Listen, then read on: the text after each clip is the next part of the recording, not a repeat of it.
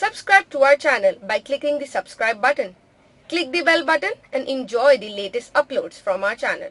بھائی کہتے ہیں سوال یہ ہے مرد احرام ناف سے نیچے یا ختنے ہیں ان کے لیے حکم فرمائیں.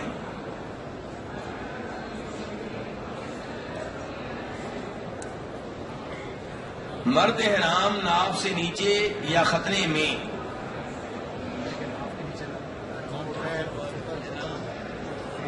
اچھا کون سی جگہ باندھیں؟ ہاں کوشش کریں کہ آپ ناف تک اپنا حصہ جو ہے اس کو چھپانے کی کوشش کریں. کہاں تک؟ ناف تک اپنے پیٹ کا حصہ جو ہے اس کو چھپانے کی کوشش کریں. یہاں پہ چادر وغیرہ رہنی چاہیے آپ کی،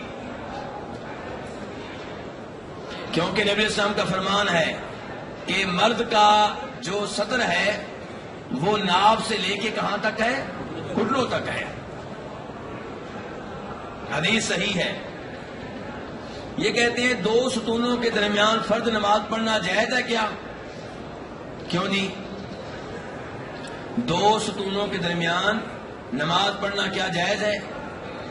یہ دیکھیں یہ ستون اور یہ ستون، یہاں چھوٹی سی صف بنا لینا کیسا ہے؟ یہ ٹھیک نہیں ہے. آج کے بعد نوٹ کیجئے کہ میرے پاکستانی انڈین بھائی جو ہیں وہ ایسی جگہ کو پر کرتے ہیں، عربی نہیں پر کرتے. اور ایسا رومال لیے ہوئے کوئی آدمی آپ کو یہاں پہ نظر نہیں آئے گا. کیوں؟ کیونکہ ان کو مسئلہ معلوم ہے. جی صاحب کیا مسئلہ معلوم ہے؟ کہ ستونوں کے درمیان چھوٹی سی صف بنا لینا یہ درست نہیں ہے. بڑی صف میں کھڑے ہوں، بڑی صف میں. ہاں اگر مسجد فل ہو جائے جیسا کہ رمضان کے مہینے میں ہوتا ہے اور کوئی جگہ خالی نہ رہے پھر مجبوراً ایسی جگہ پہ کھڑے ہو سکتی ہیں، لیکن خوشی سے یہ جگہ تلاش کرنا یہ مناسب نہیں ہے. آگے جگہ نظر آ رہی آگے جائیں آپ. صف بندی کا اہتمام کیا کریں. معاویہ بن قرہ اپنے باپ سے روایت کرتے ہیں، وہ کہتے ہیں کہ نبی علیہ الصلوۃ والسلام کے زمانے میں ہمیں ستونوں کے درمیان صف بنانے سے روکا جاتا تھا. اور اسی معنی میں حدیث ہے جناب انس بن مالک کی ترمذی میں.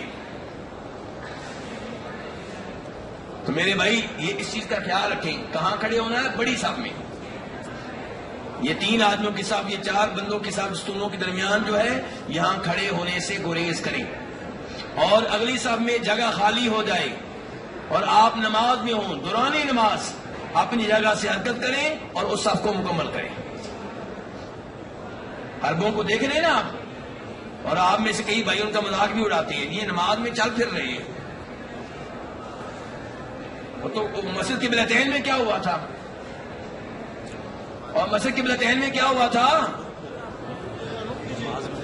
چلے پھرے تھے کہ نہیں ہوئے تھے؟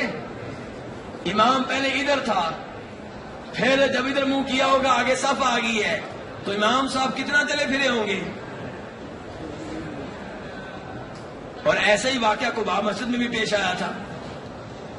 تو نماز میں وہ حرکت کرنا جائز ہے جس کا تعلق نماز کی اصلاح سے ہو یا جس کا ثبوت حدیث سے ملتا ہو.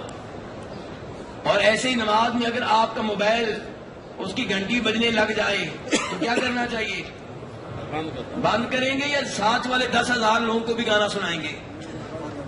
جی ہاں جی بند کریں. ہمارے کئی بھائی کہتے ہیں نہ جی نہ میں تو نماز میں ہوں، یہاں گانے سنے سارے. نماز کے دوران مسجد نبوی میں وہ گلوکارہ جو کبھی مسجد نبوی میں داخل نہیں ہو رہی وہ آپ کے ذریعے داخل ہو جاتی ہے.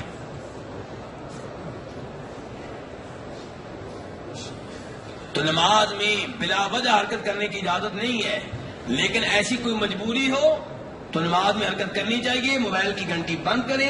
پہلی بات ہے نماز سے پہلے بند کریں، لیکن آپ بھول گئے انسان ہیں تو نماز میں بند کریں. اپنی اور دوسرے لوگوں کی نماز خراب نہ کریں، آپ کی بھی خراب ہوگی، کیونکہ جب تک گھنٹی بجتی رہے گی آپ کا دھیان نماز میں نہیں ہوگا، آپ کا دھیان بھی ادھر ہی ہونا ہے. اور اس کے کئی دلائل ہیں کہ ایسی حرکت کر سکتے ہیں. اب ٹائم کی کمی کی وجہ سے میں آگے چلتا ہوں. یہ بھائی کہتے ہیں اگر آپ فرض نماز میں جو امام کے پیچھے ادا کر رہے ہیں امام سے پہلے رکوع یا سجدہ میں چلے گئے ہیں تو سجدہ صاف کرنا ہوگا. امام سے پہلے آپ سجدہ میں چلے گئے. کیوں چلے گئے جی؟ بخاری مسلم کی حدیث ہے. پیارے حبیب علیہ السلام تو فرماتے ہیں انما جعل الامام لیؤتم بہ. امام کو مقرر اس لیے کیا گیا ہے تاکہ آپ اس کی پیروی کریں, اس کے پیچھے پیچھے چلیں. جب وہ سجدہ کرے تب سجدہ کرو, جب رکوع میں جائے تب رکوع کرو, جب سلام پھیرے تب سلام پھیرو. امام سے آگے ہونا یا امام کے ساتھ ساتھ چلنا یہ بھی غلط ہے. امام کے ساتھ ساتھ نہیں چلنا بلکہ امام کے پیچھے پیچھے.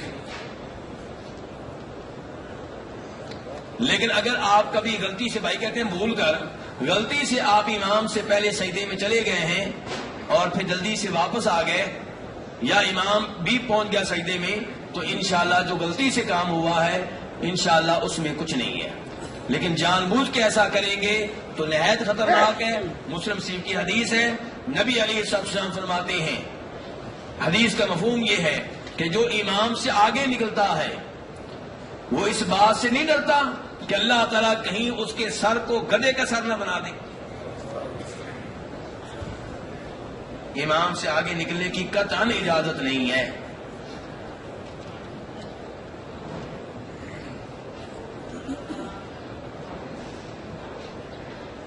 اللہ کا قرآن تو ایک ہے مگر ترجمے میں فرق پایا جاتا ہے.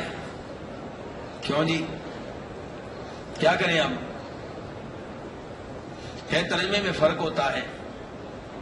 بھئی ترجمہ کرنے والے مختلف ہیں اور انسان ہیں, اور ایک لفظ کے کئی معنی ہوتے ہیں, تو ترجمے میں تھوڑا بہت فرق ہو سکتا ہے. لیکن اگر بڑا فرق ہے کہ ایک کچھ کہے دوسرا کچھ کہے تو یہاں پہ سوالیہ نشان ہے.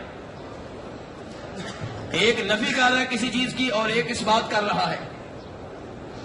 ایک کہہ رہا ہے قل انما انا بشر مثلکم یوحی الی, کہ اے نبی السلام آپ کہہ دیں, سورہ کہف کی آخری آیتیں, اس کے علاوہ اور کوئی بات نہیں ہے کہ میرے اوپر وحی نازل ہوتی ہے. قل انما انا بشر مثلکم, اس کے علاوہ کوئی بات نہیں ہے کہ میں بشر ہوں تمہاری طرح کا, لیکن میری شان بلند ہے, مقام بلند ہے, کیونکہ میرے اوپر کیا نازل ہوتی ہے؟ وہی نازل ہوتی ہے. تو اسے ایسے پتا چلا کہ آپ بشر ہیں. دوسرا کہے نہیں جی اس کا معنی یہ ہے کہ بے شک میں بشر نہیں ہوں, تو یہاں پہ گڑبڑ ہے. لیکن اللہ نے قرآن پاک کی حفاظت کا ذمہ لے رکھا ہے.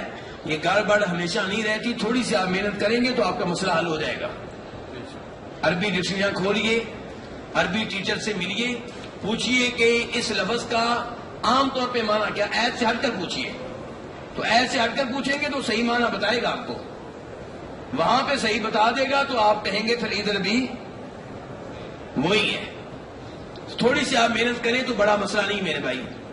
انگلش آپ سیکھ چکے ہیں نا, سیکھ چکے ہیں, انگلش میں کوئی گڑبڑ کر سکتا ہے آپ کے ساتھ؟